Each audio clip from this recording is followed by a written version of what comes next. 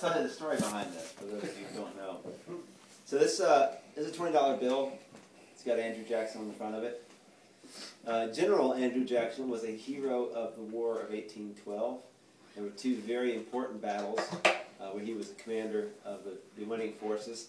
One was the Battle of New Orleans. Fired our guns, the British got the gun. That one. And the other one was the Battle of Horseshoe Bend, which was just as important, if not more important, the Battle of New Orleans, and effectively ended the war in Alabama against the Creek Nation. A couple million people strong who were decided to fight against the United States.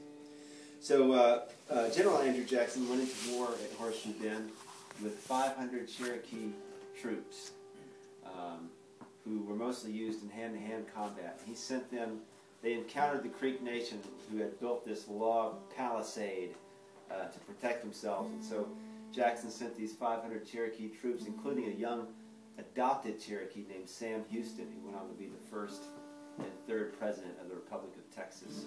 Houston is named after.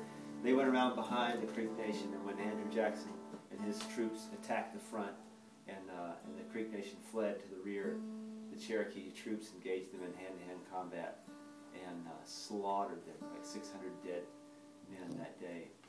And the war was effectively ended there in Alabama. So that was in 1814. In 1828, Andrew Jackson was elected as a maverick. Word's been used before. 1828 was elected largely as a war hero in the War of 1812. And in 1830, Congress passed the Indian Removal Act, which was very popular at the time. And those who opposed it were actually, their political careers were ruined. Like Davy Crockett was a congressman at the time, and ended up leaving, and famously said, "You all can go to hell. As for me, I'm going to Texas." He did, and he died at the Alamo. And I say that every Memorial Day. What's that? I say that every Memorial Day. That's right. That's right.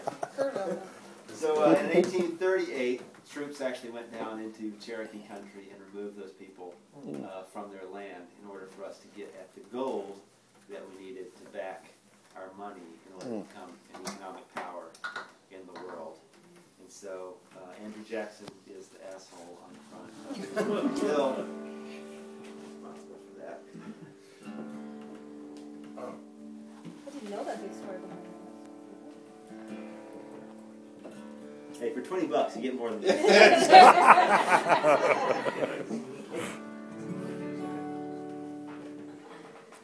Diana was a Cherokee, pretty as you'd ever see, with blue eyes and long black hair, and a wild streak from here to there.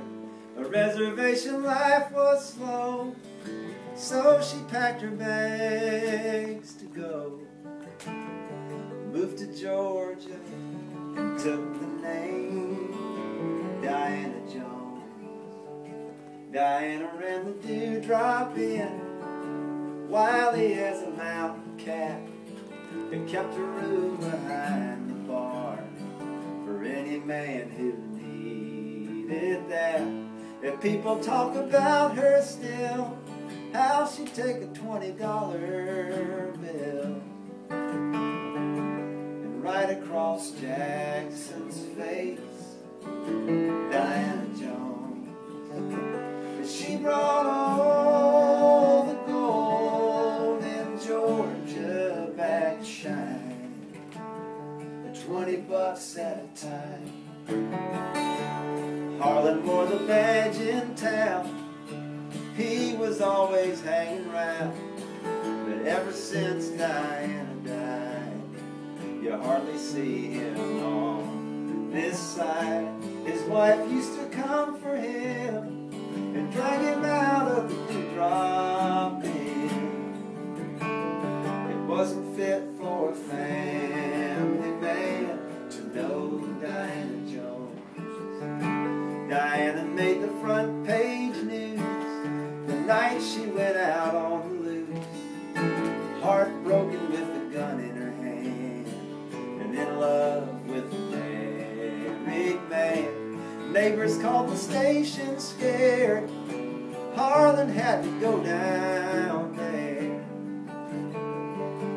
Something went wrong somewhere for Diana Jones. But she brought all the gold in Georgia back to shine, with $20 at a time.